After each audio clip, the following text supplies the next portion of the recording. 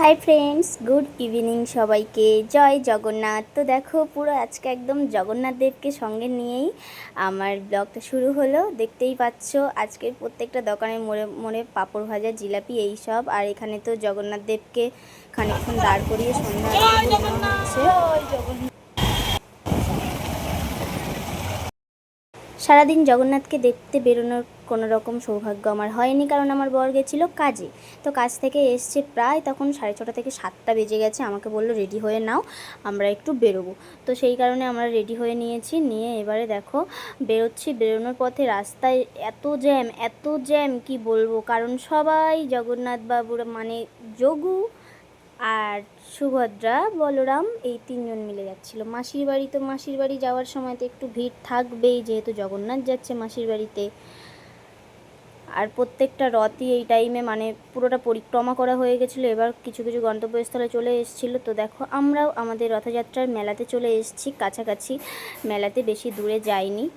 তো এই মেলাটার নাম আমি বলবো না, তোমরা কে কে চেনো অবশ্যই কমেন্ট করে জানিও এই জায়গাটা। আর দেখতে পেলে মেলায় ঢোকার পরেই দেখো কত বড় আর কি সুন্দর মানে মেলাটা, দেখতেই পাচ্ছ। এখানে তো অনেক ইউটিউবাররাও চলে এসেছে। যাই হোক, আমাদের জগন্নাথ দেবকে দর্শন করো, উফ প্রাণমুগ্ধকর। মানে এতটা সুন্দর লাগছে কি বলবো। রথটা এত সুন্দর করে সাজিয়েছে, আর দেখতে পাচ্ছ এখানে কতটা ভিড় লেগেছে। তো যাই হোক, বর্মশাই এখানে ক্যামেরা ধরছিল, আর আমি গিয়ে এখানে নিয়ে নিয়েছি সন্ধ্যা আরতির প্রদীপের আঁচ। আর জগন্নাথকে জানাই, তোমাকে দেখতে পেয়েছি সারাদিন পরে হলেও আজকে যে দেখতে পেয়েছি, এটাই আমার জন্য অনেক অনেক ভালো যে তোমাদেরকে দর্শন করতে পেরেছি। আমি সারাদিনে তো ভেবেছিলাম যা বৃষ্টি হচ্ছে, যা কিছু হচ্ছে, আজকে যেতে পারবো কিনা খুব করে ইচ্ছা করছিল রথের দড়িটা ছোঁয়ার, টানার। তো যাই হোক, ভিড়ভাট্টার মধ্যে জগন্নাথ দেবকে দর্শন করলাম, প্রণাম করলাম, সন্ধ্যা আরতির আঁচ নিলাম, সব কিছু হলো। আর এবারে মানে দোকানগুলো দেখো যেন এতক্ষণ অপেক্ষা করছিল যে কখন সবাই আসবে। তো এখানে দেখো কিউটসা কিছু বোতল দেখছিলাম এখানে। আমাদের যেহেতু মালটাল সব কিছু তোলা হয়েছে, এটা তোমাদের একটা ভিডিওতে অবশ্যই আমি জানাবো। তো দেখো এখানে এই ফুলের দোকানটা মানে কি দারুণ লাগছে না, পুরো একদম মনে হচ্ছে এই বাগান বিলাসগুলো যেন পুরো একদম মনে হচ্ছে সদ্য একেবারে। তো আমি বরকে বলছিলাম নেবে, তো বলছিল হ্যাঁ হ্যাঁ ঠিকঠাক হোক ঘর টরগুলো সব কিছু, তখন সাজানোর জন্য অবশ্যই নেব। তো আমি একটু প্যালেট নাইফ দেখছিলাম। আর এখানে দেখো কাঁচের দোকানে মানে লুডো শেপেরও নাকি জলের বোতল হয়, ভাবতে পারছো, জল খাবে আর পুট ছক্কা তিরি দুরি এইসব মারবে। তো যাই হোক, প্রত্যেকটা দোকানে প্রচুর পরিমাণে ভিড়। মানে একটা ঘুগনির দোকানেও এতটা পরিমাণে ভিড় ছিল যে আমরা এই ঠেলাগুতার কারণে কিছুই প্রায় বললে চলে খেতে পারলাম না, নিতে পারলাম না। কত আশা করে গেছিলাম জানো, প্রথমে ঢোকার সময় দেখালাম গরম গরম জিলিপি ভাজছে। আর এই দেখো আরেকটা কত সুন্দর রথটা দারুণ লাগছে কিন্তু, পুরো ফুলের সাজানো। তো দেখো এখানে কিন্তু জ্যামের মধ্যে আমরা দাঁড়িয়েছিলাম, আর তার মধ্যে কিন্তু প্রসাদ বিতরণ করছিল সুন্দর করে। জ্যামের মধ্যে যারা যারা দাঁড়াচ্ছে তাদের সবাইকে প্রসাদ বিতরণ করছে। তো যাই হোক, আমার হাতে প্রচুর জিনিস ছিল, যেহেতু খাওয়া দাওয়া করতে পারিনি, কিছু জিনিস কিনে নিয়ে আর বাড়িতে চলে এসেছিলাম তাড়াতাড়ি। আর যেহেতু খাইনি মেলাতে গিয়ে, ভেবেছিলাম একটু জিলিপি খাবো, গজা খাবো, পাঁপড় খাবো, কোনোটাই হলো না। তার কারণে চলে এসেছি, রান্নাবান্না করতে হবে। আর এদিকে দেখো মেলা থেকে আমি কী কিনেছি, যার কারণে আমি একটু হলেও প্রসাদ নিতে পারিনি। কারণ হাতে যদি এগুলো নিয়ে আর বাইকে গেছিলাম, এক্সট্রা কোনো ব্যাগ ছিল না, তার কারণে কিছুতে ক্যারিও করতে পারিনি আর কিছু আনতেও পারিনি। তো দেখো প্রথমে বেরিয়ে গেল লারা। বুঝতে পারছো, গেস করতে পারছো কী জিনিস আছে। এখন বিয়ের পরে শুধু একটাই চিন্তা ভাবনা যে সংসারের জিনিস কিনতে হবে। হ্যাঁ, যেগুলো গেস করেছো সেটাই। কিছু প্লেট কিনেছিলাম, ভালো লাগে না, মানে খুব সুন্দর লাগছিলো প্লেটগুলো। আর প্লেটগুলোর দাম নিয়েছিল একদম অল্প, 100 টাকা করে পিস ছিল, কিন্তু দারুণ কোয়ালিটি, খুব সুন্দর। তো আমরা এখানে 6 পিস প্লেট নিয়ে নিয়েছি খাবো বলে। আর নতুন প্লেটে খেতে তো আমার বিশেষ করে খুব সুন্দর লাগে, একটু ডেকোরেশন করে যদি হয় আরও সুন্দর লাগে। তো যাই হোক 6 পিস প্লেট নিয়েছি, কারণ আমাদের মানে গ্রামের বাড়িতে, মানে আমার শ্বশুর বাড়িতে, গ্রামের বাড়িতে যেখানে, সেখানে আমি বিয়ের প্রচুর পরিমাণে কাঁচের জিনিস পেয়েছিলাম, প্লেট পেয়েছিলাম, সব কিছু ওখানেই রয়ে গেছে।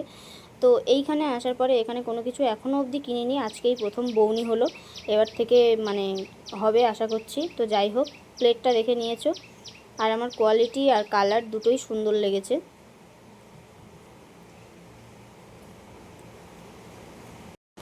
তো চলো নেক্সট এটাতে কি আছে দেখি। হায়, আমার তো গিট্টি খুলতেই টাইম চলে যাচ্ছে, তো আমি জিনিস কখন বার করব।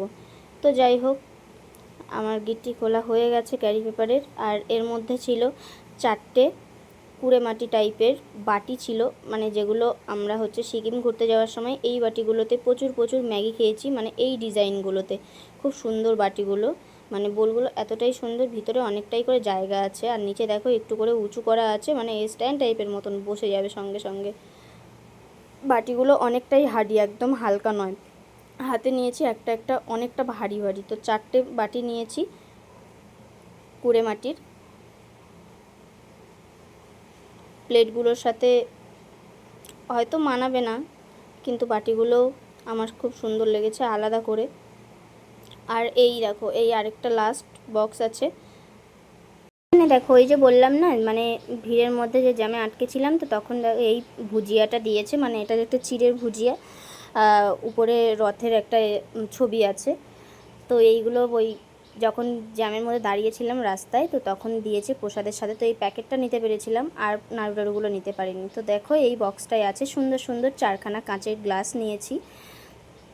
গ্লাসে জল খেতে বেশ ভালোই লাগে, আর আমার বিশেষ করে বোতল টতলে এইগুলোতে জল খেতে গেলে কেন জানি না, মানে হুট করে ভাত খাওয়ার পরে বুকে বেঁধে যায়, তো যার কারণে গ্লাসগুলো নিয়েছি, বেশ সুবিধাই হবে। আর গ্লাসগুলোর কোয়ালিটিটা এতটা সুন্দর, আর খুব খুব কম দামেই গ্লাসগুলো পেয়েছি, দারুণ, মানে হাইটেও খুব সুন্দর আর কোয়ালিটিটাও খুব সুন্দর, মোটা কাচের একদম।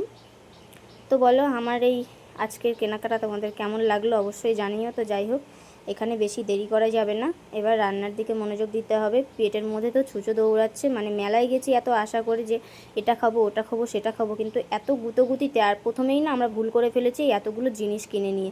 এবারে শুধু মনের মধ্যে ভয় ভেঙে যাবে, যার কারণে তাড়াতাড়ি বেরিয়ে যেতে হয়েছে মেলার থেকে। তো দেখো, এখানে ডাল হয়ে গেছে, বেগুন ভাজিও হয়ে গেছে, সবজি ডাল হয়েছে হালকা ধনেপাতা দিয়ে, আর এই যে একদম লাল লাল বেগুন ভাজি, আজকে ডাল বেগুন ভাজি, আর এদিকে আলু করে নিয়েছি, আলু ভাজা হচ্ছে, একটা তরকারি হবে।